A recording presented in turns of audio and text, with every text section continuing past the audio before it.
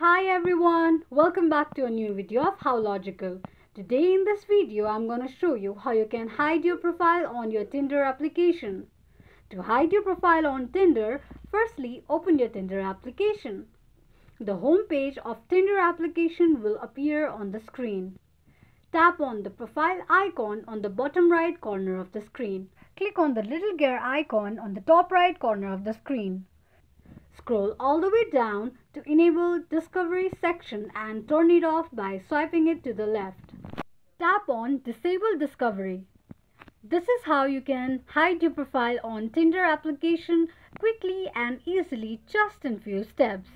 If you have any thoughts or queries, let us know in the comment section. Don't forget to subscribe to our channel. Also, press the notification bell icon so that YouTube will notify you whenever we post a new video. I hope you liked the video. Thank you so much for watching.